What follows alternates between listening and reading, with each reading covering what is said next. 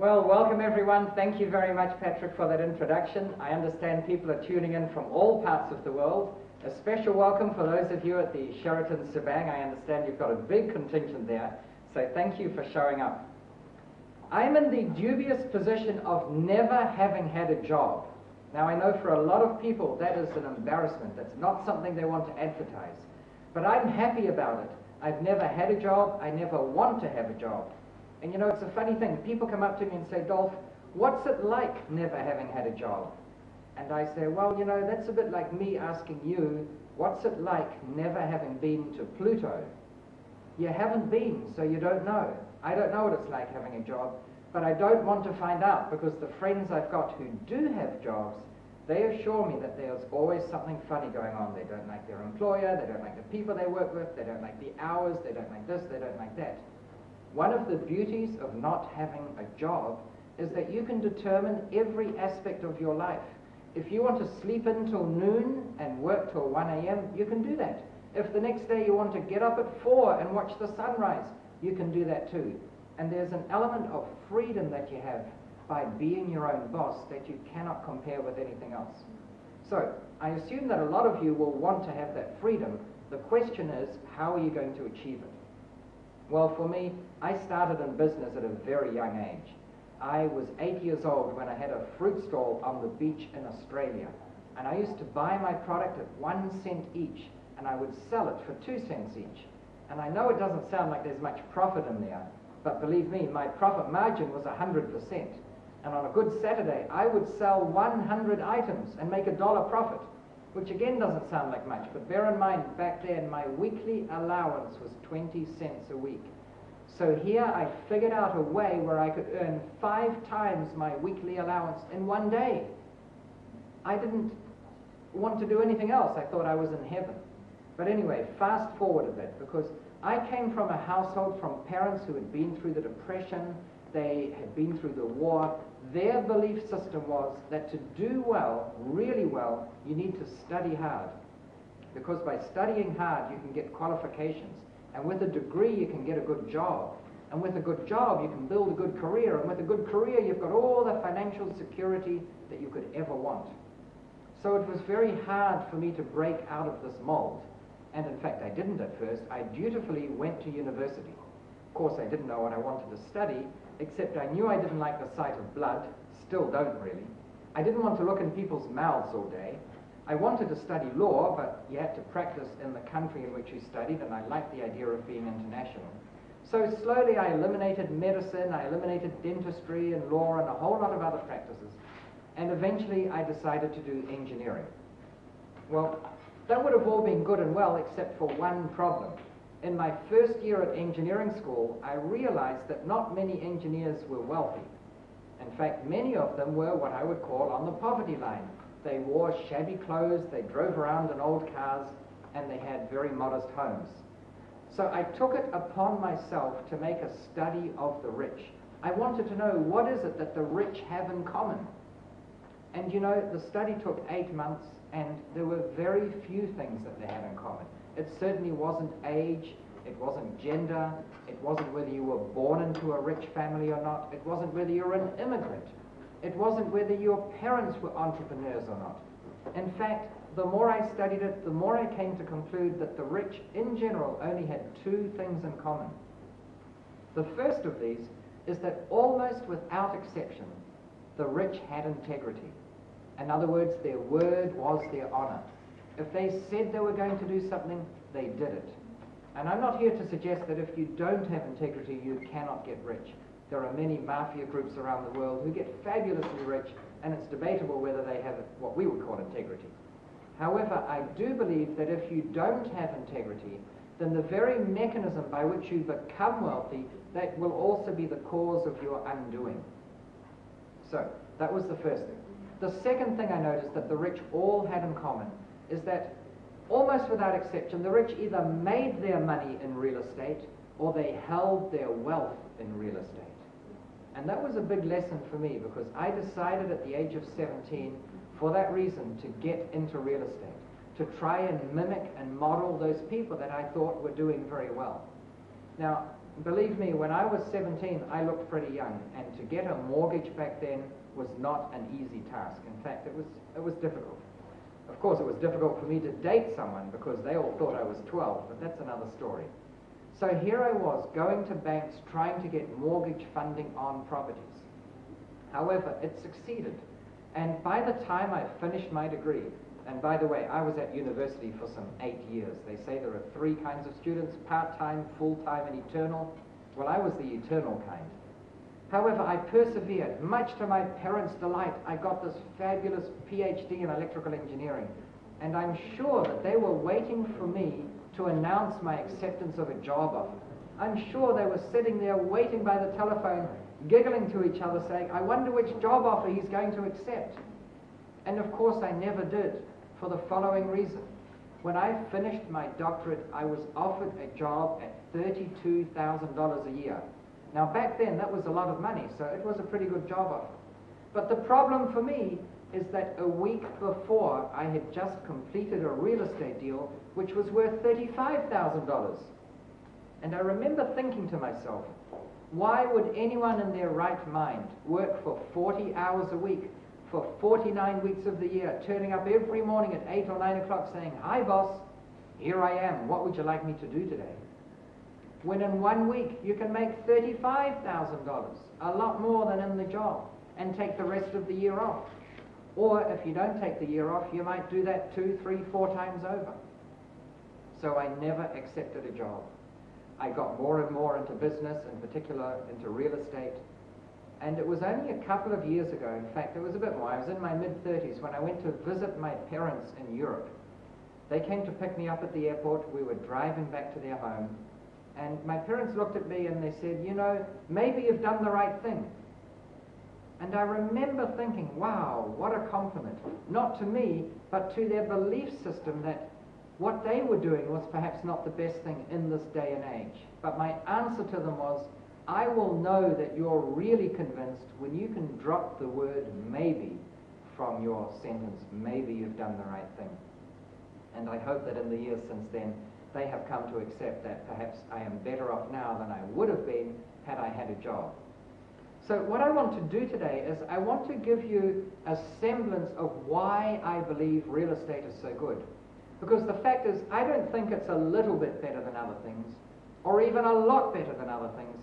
My belief is that real estate is hundreds and hundreds of times better than other investments that you can get into. And the best way for me to illustrate why this is will be if you will give me the honor of being able to ask 4 questions. With these 4 questions, I will try and highlight to you why property is different from anything else you can invest in. So before we start, I want us to agree that we have to consider a lump of money that we want to invest. And it doesn't matter how much it is. It might be 5,000 ringgit or dollars or rupiah, anything. It might be 5 million. For the sake of this argument, let's consider a lump of cash of $100,000. And again, it doesn't really matter whether these are US dollars or Singaporean dollars that we're talking about. So we've got $100,000 to invest. And let's also, for the sake of this question session, ignore all brokerage fees and commissions. We're just going to talk in terms of a lump of money. So here we go, my 4 major questions as to why real estate is so good. Question number 1. Imagine you've got this lump of 100,000 cash and you want to buy stocks or shares with that money. The first question is, how many dollars worth of stocks can you buy with 100,000 cash? And I know many people think it's a trick question. Of course it's not. You can buy exactly $100,000 worth of stocks with 100,000 cash. Now I know there will be some Puritans amongst you who will say, well, hang on a minute, you can buy shares on margin, and that's true. But you know, the complete story is that you can only get about 30% funding on shares that you buy on margin, and it only applies to about 30% of the shares on the market. For most investors in the stock market, when they buy X dollars worth of stock, they have put up X dollars in cash. So, just to recap, with 100,000 cash, you can generally buy $100,000 worth of stocks. Now, let's ask that same question with regard to real estate. If you have $100,000 cash, how many dollars worth of real estate can you buy with your 100,000 cash? And clearly you could buy $100,000 worth by paying cash, But because you can get a mortgage, you could also easily get $200,000 worth with a 50% mortgage, or $500,000 worth with an 80% mortgage. You're putting in 20% cash. In fact, it is relatively easy in the Western world to buy $1 million worth of real estate with $100,000 cash. Now, to do that, of course, you need a mortgage worth $900,000. And I know some of you are saying, $900,000? If you paid, say, 8% interest on that, the interest bill alone would be $72,000. That's more than I earn. How would I pay it? And the answer, of course, is very simple. You have an asset worth $1 million that is generating rental income. And that rental income, in general, will cover your mortgage outgoings and then some. So the first difference between real estate and anything else is, with most other things, when you buy the asset, you have to put up all the cash. With real estate, you do not have to put up all the cash. So let's move on to question number 2. Assume you've bought your $100,000 worth of stocks for $100,000 cash. Question 2 is, the day you bought your stocks, what are they worth? And again, some will say, that's a trick question. It's not. The day you buy your $100,000 worth of stocks, they are worth exactly $100,000. And the reason is that in any stock market, there is only one point at which willing buyers and willing sellers meet. That is why we have the stock market. And it doesn't matter whether you're trading in Singapore or in Frankfurt, London or New York, that whole market is unified in one exchange. And anyone who wants to buy or sell on that exchange does so at the one trading price that is valid at that time. In other words, you may think that the shares are worth a lot more, but you still have to only pay that same price. You may think they're worth a lot less, but if you want them, you have to pay that one price. Okay, question number 2 as it relates to real estate. The day you buy your $1 million worth of property for $100,000 cash and a $900,000 mortgage, how much is that property worth? And the temptation is to say, well, it must be worth $1 million. That's what the market bore. But the fact of the matter is that it is not necessarily worth $1 million. Let me give you some examples. Is it not possible that some fast-talking real estate agent talked you into buying this property when it's only worth $650,000 and you paid $1 million? Is that possible? You bet it is. It happens every day of the week. And by the same token, is it not possible that that property for which you contracted to pay $1 million using $100,000 cash and a $900,000 mortgage, is it not possible that that property is worth $1.5 million? And the answer is, of course it is. It happens every day of the week. And the problem is that if you don't believe that, you will not find them. If you don't believe it, you won't even see them when someone delivers one to you on a silver plate. And believe me, when you get into real estate, they will offer you those properties. Now, I can tell that some of you are thinking, why on earth would anyone in their right mind sell a property worth $1.5 million for a mere $1 million? And just to alleviate any fears that I might be telling a story, let me give you some examples. The most common one, unfortunately, is divorce, where a couple have been happily married. Of course they can discuss finances, ad infinitum if need be. But when they get to the divorce stage, they are at each other's throats. They don't communicate. They say, let's just sell the property and split the proceeds this week. Or someone may have contracted to buy another property to live in with a settlement or closing 3 months out, and they think that they've got 3 months to sell their property. It will sell no trouble at all. But 1 week before they have to pay the money for the other property, they still haven't sold theirs, and the price drops dramatically.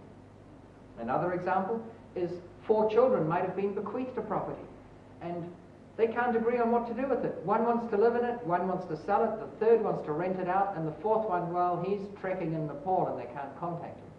So the lawyers for the 4 people get together and they say, let's just sell the property and split the money and be done with it. There are 101 reasons, truly, why people will sell a property at below its true value. And if you look long and hard enough, you will find them. So the second difference, apart from the fact that you've got leverage to buy property, you don't need all the money, is that when you do buy a property, it may be worth a lot more than you're contracting to pay. That's pretty exciting. Let me, though, move on to question number 3. Question number 3 goes like this. Imagine you've used your $100,000 cash to buy $100,000 worth of shares, and the day you buy them, they're worth $100,000. What can you personally do to increase the value of those shares? And before you say, well, nothing or not much, let's be creative. Let's give stocks and shares their fair due. You could pray, for instance, or could you not write a letter to the directors of the company wishing them a good day? Or hey, how about going out and buying as many of the products and services as the companies you've invested in offer, so that that will increase their share value? And I know I'm being a little facetious. The fact of the matter is, once you've bought those shares or those stocks, there is almost nothing you can do to increase the value. Now let's compare that with real estate.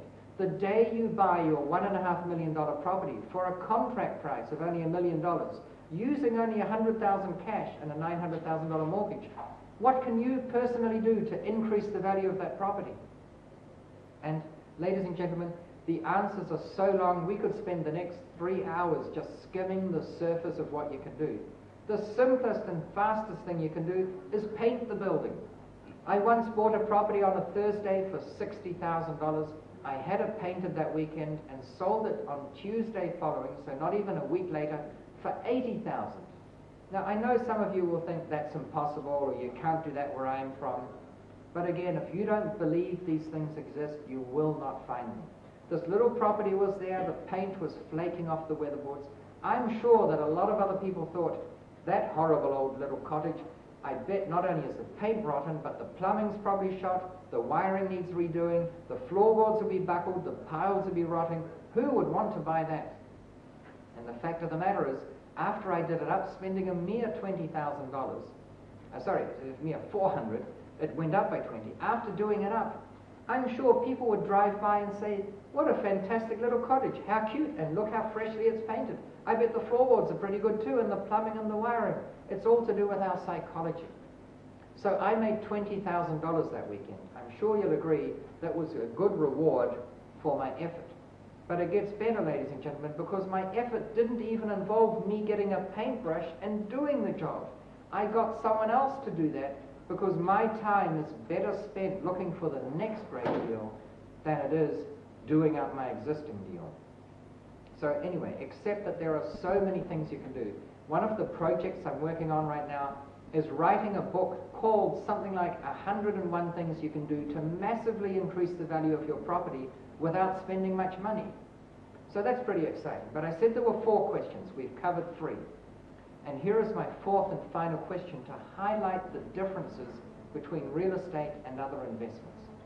Imagine you had that $100,000 lump of cash. You bought $100,000 worth of stocks. They were worth $100,000 when you bought them. You couldn't do much to increase their value. Let's assume, however, that through market forces, everything has doubled in value, because over time things do tend to go up, even if only through inflation. So your stock portfolio is now worth $200,000. Here is my 4th question. What do you have to do to capitalize on some of that increased value? What do you have to do to realize some of your profit? And I think you'll agree that in general, in order to get access to your profit, you have to sell some of your shares. Now there's nothing wrong with selling, except in some countries you then have to consider capital gains tax. And more importantly, when you sell the very thing that's supposed to be generating increased value for you, you're reducing the money you have at stake. You are doing the inverse of compound interest. You are taking away from what can grow. There seems to be something fundamentally wrong with decreasing the size of your investment. Now let's again compare that with real estate. Let's assume that it has also doubled. It's gone from $1.5 million to $3 million. My question therefore is, what do you personally have to do in order to reap some of the benefit of that increase in value? And a lot of people say, well, I guess you'll have to sell it. But you know, ladies and gentlemen, the fact of the matter is you don't have to do that at all. You can simply go back to the bank and say, you know that property I bought 5 years ago, or however long it was, remember how it was worth $1.5 million back then? Well, here's my latest registered valuation or appraisal. Today it is worth $3 million and I want to refinance it. I want to borrow a new loan. I want to take out a new mortgage. And if they give that same 90% loan value ratio, then that bank on your $3 million property will lend you $2.7 million. Now it's not yours to spend, because remember, the original mortgage was for $900,000. So when we pay off the $900,000 mortgage using our new $2.7 million mortgage, we are left with $1.8 million. That's pretty exciting. Now, the first question I would ask is that money taxable? It's a valid question, right? And think about it. Is it income? Have you earned it as a job type income? The answer is no. Have you sold anything? No, so there can be no talk of a capital gains tax. Did you sell something? Is there a GST or value-added tax involved? No. The fact is that money is yours to do with as you see fit. Of course, you have to pay interest on it. But if you use that money that you have left over, the $1.8 million, as a deposit on another lump of property, and again you get 90% gearing, then you can buy $18 million worth of property. You add that to the original $3 million, you now have $21 million worth. And I know when I do this in front of a crowd where I can get the feedback straight away, some of them are saying it can't be that good. And you know what? It may not always be, but it can be. You've got to change your psychology from it can't be to it can be. And here's my contention. Even if it's only half as good as what I've just said, that's still $10.5 million that you've created. Even if it's only 10% as good, that's still $2.1 million. Even if it's only 1% as good as the scenario I've just painted, it would still be $210,000, more than what you would have had if you had stocks and they doubled in value. So, you know, when I look at it in this light, in this cold light of day as to why property is so good, I cannot for the life of me understand why more people don't get into it. Now, of course, I have some reasons why they don't. One of the biggest reasons is that in general, the media is against real estate. And the reason why they're against real estate is they're not inherently against property, but the media exists to sell headlines. If they don't have good, catchy headlines, they won't sell newspapers and news reports. People like sensationalism and hot topics and steamy topics. That's why the tabloids work so well. So imagine if someone says there's been a major downturn in the property market, or this project is not doing well, that catches headlines. But they have never published one of my headlines, and I don't take it personally. It's simply because my headline in the newspapers today would be the same as it would have been yesterday, or last week, or last month, or 10 years ago, which is, Dolph Daru states, go out and buy property because in 10 years' time you'll be really pleased you did. My message doesn't change. And that is why, from the newspaper's perspective, it's boring. It does not sell newspapers. However, that of itself does not necessarily make it incorrect. And I remember one of the headlines that I read in a newspaper was, people owning houses as investments will be better off in 20 years' time if they sell those properties now and put the money in the bank. I mean, there is a catchy headline. And my staff wrote a press release, which I penned, denouncing this and trying to counter it. No newspaper wanted to pick up on it. I was sitting in a taxi going to the airport when the driver asked me, what have you got in the boxes in the back of the car? And I said, well, they happen to be books. He said, oh, really, what are the books on? And I said, they're on real estate.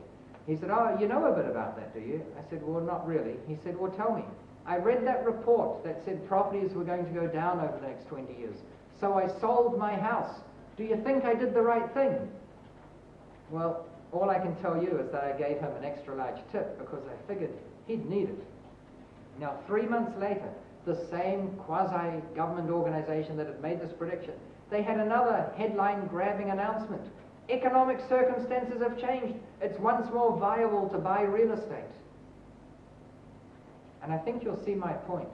Some people make their money by selling advice or writing articles, and others make their money by doing things. So one piece of advice I'd like to give you is, if ever anyone offers you any advice on anything to do with money, ask yourself, does this person make the bulk of his or her income by doing exactly the same thing that they're asking me to do? Or does this person make the bulk of his or her income by selling advice, by getting me to do something, but they don't do it, they just make money by getting me to do it? The answer to that question, ladies and gentlemen, will tell you how much credence to give your advisors. So, I look at it in another way. Imagine you go to your bank manager and you say, Mr. or Mrs. Bank Manager, I really want to buy some paintings because I think they're going to go up in value. And my neighbors think platinum is a good investment. And my cousin, you know, he's into gold. And my wife, well, she likes antiques. So will you please lend me some money so that I can go and buy these things? You and I both know that the bank manager will laugh you out of their office. Whereas all over the world, whether you look at billboards or newspaper advertisements or TV advertisements, whatever, on the radio, banks are falling over themselves to give you money to buy property. And that tells you two things about property. Firstly, it's still a very safe and secure investment. And secondly, as we've already seen, you don't even need the money to buy it. One of the most common questions I get is, that's a bold claim, you don't need the money to buy it. How can you possibly buy property without having any money? And the answer to that is easy. I do it all the time. I will go one step further. It is possible to buy property, own the property, and end up with money in your pocket. Now let me explain how that might work. Firstly, let's talk some numbers. Let's say you see a property that's on the market at $300,000. Now, if you've done your research and found out that that property is truly worth $400, by the way, why would they sell it for $300 if it's worth $400? We've explained some of those reasons already. Another one is they might be too stingy or cheap to engage the services of a valuer.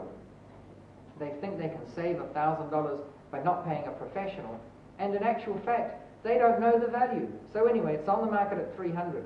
What's to stop you buying it and getting a mortgage based on the valuation of $400? Well, I know in some countries banks say that they will lend based on the lesser of the valuation or the purchase price. So if the purchase price is only $300, that's what they use as collateral. Well, there are ways around that. For instance, in your contract to buy this property, you could say, let's have deferred settlement, delayed closing, whatever you want to call it. You sign the contract now, but you will transact the deal in 3 months' time. And what's more, you put in that contract that you have the right of access. That means you can go in there to do things to the property. Now, you might go in there and paint it, put new guttering on the outside, put a new carpet in, seal the driveway, put up a new fence, pull down an old fence, put a shed on the property, whatever. It doesn't really matter. Because at the end of 3 months, you commission a new valuation and you go back to the bank and you own up to the bank and say, look, I know I'm only paying $300,000 for this property, but that was then and this is now. The fact of the matter is that I've gone in and I've done things to that property. It is a different property today. What's more, the market has moved somewhat. Here is a current valuation. This is what the property is currently worth. And I want to get a mortgage based on the valuation. 9 out of 10 banks will agree with you because remember, banks want to give you money. That's why they run all those advertisements. That's why you don't have to go and beg for money to buy property. They come to you. All right. So we've seen that you can get this money to buy the property. If you get an 80% mortgage based on a $400,000 valuation, then you've got $320,000. You only paid $300 for it, so you can put $20,000 in your pocket. Again, no tax obligations attached. There are many other ways. Let me give you one more because I realize we've got a limited time. If I weren't given a limit, I'd talk all day just on how to buy money with no money, how to buy properties with no money down. You see how excited I get about it. Here we go. The second way, and people forget about this, is why not ask the seller or the vendor if he'll leave some money in? You see, you don't know anything about their circumstances. They might be retiring and going into a smaller home because they don't want to look after a big home. And their biggest headache when they sell this property is going to be, what do I do with my money? How do I invest it? Well, you're offering them an investment. You're saying, I'll buy your $300,000 property, but I would like you to leave $100,000 in at 5% interest or whatever you can negotiate for 5 years. That might be the best deal he's had all week. He might do it. Yeah, if you don't ask, you can be sure that they won't say yes. No, you've got, but yes, you might get. So once again, you might get a mortgage from the bank for $250,000. You get $100,000 of vendor finance. You've got money in your pocket. Now, if that's stretching your comfort zone too much, this money in your pocket, but fine, just do the deal so that it doesn't cost you any. then you get a philosophical question. If you can buy a property by signing a few contracts, namely the purchase agreement and the mortgage agreement, it doesn't cost you any money, but you get positive cash flow coming out of that property that's indexed for inflation, and the value of that property keeps on going up. My question would have to be, why would you not do that? This deal sounds so good, why would you not do it? So I think you'll agree that real estate has some unique attributes. It's got some aspects to it which sets it apart from any other investment vehicle. Of course, there are many more. You can use the psychology in property the way you can't in anything else. Let me give you one brief example. This is my favorite way of buying a property. Normally when you buy a property, you have to write up a contract. And that contract may be a standard form that you use in your country. However, in just about every property market in the world, there is nothing at all to stop you from adding clauses or even writing your own contract on the back of a cigarette packet or an envelope. There's nothing to stop you doing that. So you can put things in that contract that you couldn't put in other contracts for other deals. But here's what I suggest. When you write out your offer, why not write a check for the deposit amount and staple it to the contract? You know, legally it doesn't change anything, because if the seller doesn't countersign your offer, he can't bank your check. And if he does countersign the offer, you'd have to pay him the money anyway, so you're no better off, you're no worse off. But psychologically, when you have that check stapled to the contract and the seller sees it, he thinks to himself or herself, if I sign this contract and accept the offer, I can bank this check. Now that's pretty powerful. So that is one of the many, many things you can do to make sure the deal goes your way. Well, I've spoken for quite a bit now on why I think real estate is so good. So what I'd like to do now, because I want this to be a session for you rather than by me, is I want to open it up to some questions that we've had coming in, and hopefully I'll be able to give you some answers to those questions. And I'm going to take a brief moment to take a sip.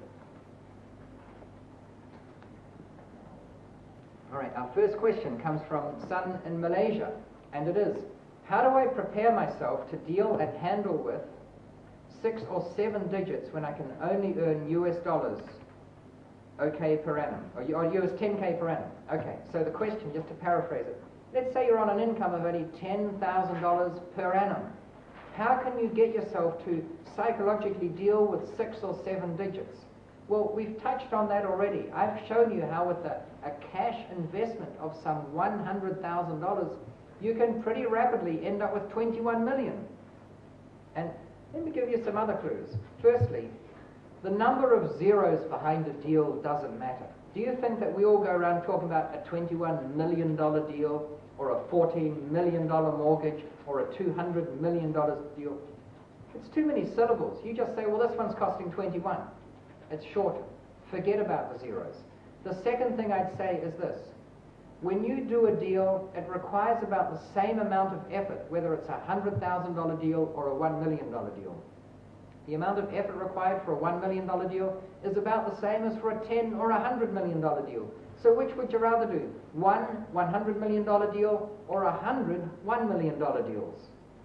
That's the second thing. The third thing is, if you can't get used to big numbers, then you're going to be stuck in that paradigm. And I'm not being hard on you, because you've already made the right step. You've made the first step to recognize the problem.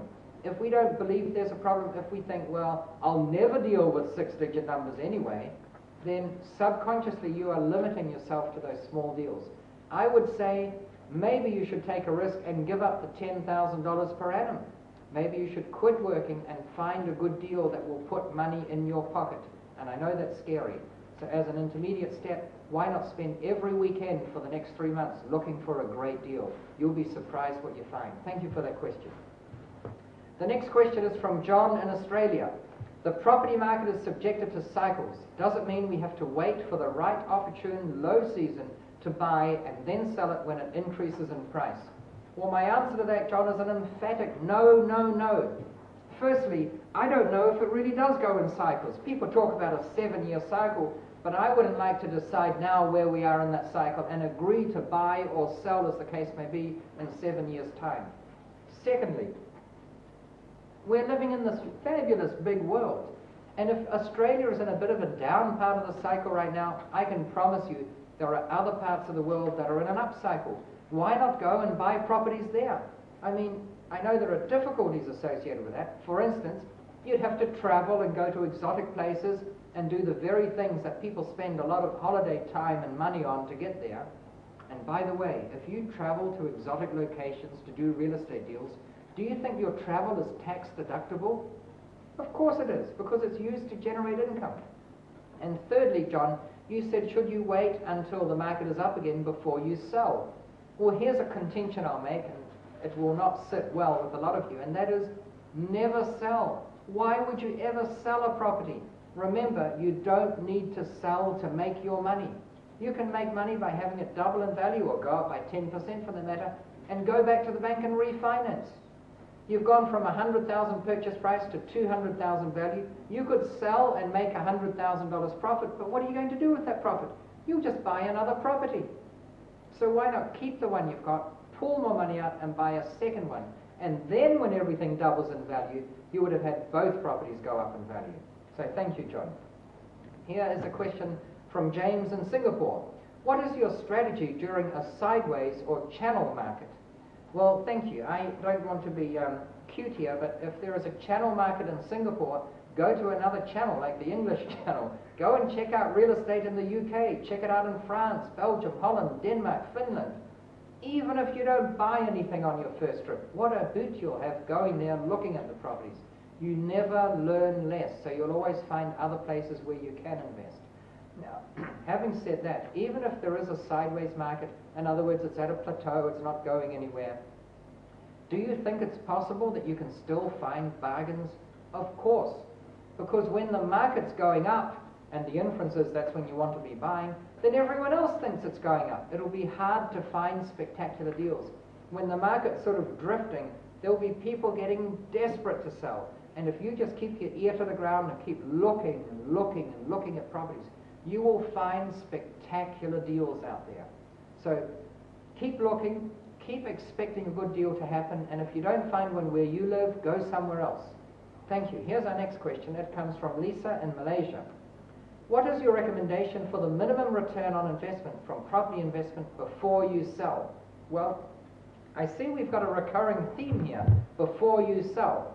And again, I just want to emphasize my recommendation is that unless there are extenuating circumstances, never sell. People who sell always regret it. People who don't sell, be it by design or just they never got around to it, they are always so thankful. Even when the London market crashed in the mid-80s and people were what they call upside down, which means that they owed more on their mortgage than they had left value in their properties, even that has turned around again, and those who hung on to their properties are now not only into a positive situation where the properties are worth more than the mortgages, but they're worth more than they were at the previous peak. So to get back to the first part of your question, Lisa, what sort of minimum rate of return should you expect? You know, this is really a topic that I spend at least 3 hours on at my property investors' schools, because we've all been led to believe that the index to use is the yield. Now, when you have $100,000 in the bank and you're earning $6,000 income, your yield is truly 6%, and it's accurate. But if you buy a $100,000 property and your rental income is $6,000, then the yield by definition is 6%, but it doesn't mean anything because you're not putting up $100,000. You might only put up $10,000. Of itself, that would mean your yield is 60%. But remember, now we've got mortgage interest, you've got other expenses, so we need more than the yield. A better measure is the cash-on-cash return, but an even better one, and that's what we get the software to do, is the internal rate of return. If the cash-on-cash return is a snapshot impression of how that property is doing, the internal rate of return is the video to see into the future, and that's what I want to do. Now, I know I haven't answered your question. It depends. It depends on the market. Sometimes you expect a lower cash flow return, but you expect a higher capital growth, and other times you want high cash flow return, but lower capital growth. You decide what's right for you, and then you go forward. Thank you for that question. Our next question is from Raymond in Singapore. How do you manage risk? Can you suggest some foolproof merchandise? Ooh. I'm not sure what you mean by merchandise here. For me, because I'm so property oriented, I want to talk about real estate merchandise. What sort of real estate can you buy that's foolproof? Well, for me, one of the most foolproof pieces of property you can buy is one that has a long-term lease to the government. Because if the government's not going to pay the lease rental, then the whole country is in trouble. So a government lease is almost a certainty. It's a guarantee to have that rental income come in all the time. Another way to sort of make yourself immune to a downturn in the market is to spread your risk. Now, I know some people want you to spread your risk by having 5% in real estate, 5% in stocks, 5% in mutual funds, 5% in options, 5% in hedge contracts, 5% in commodities, 5% under your mattress, 5% in the bank. I think if you spread your risks that ridiculously widely, you're not going to be an expert at anything. I would rather do what Mark Twain said, which is put all your eggs in one basket and then watch that basket very well. Now, having said that, there are many things you can do to diversify within real estate. For instance, you could buy some residential, some commercial, some industrial, and some hospitality property. You could buy some new stock, you could buy some old stock. You could buy some, as I said before, in good areas where you get good capital growth but lower yields, and other stock in other areas where you get the other way around, high yields and low capital growth. You could spread your risks internationally. There is nothing to stop anyone getting on a plane and going to countries that welcome investors. And if you do that, you introduce the risk of the exchange rate, but it can also be a benefit to you. In other words, if your local currency goes down, then where you have those investments overseas might have gone up in your own currency, even if they haven't moved at all. For instance, an Indonesian who might have invested 5 years ago in a foreign country, he would be very happy that he did so, I imagine. So there are many ways of spreading your risks that I think are worth considering. And one of the great things about property is the market is always evolving.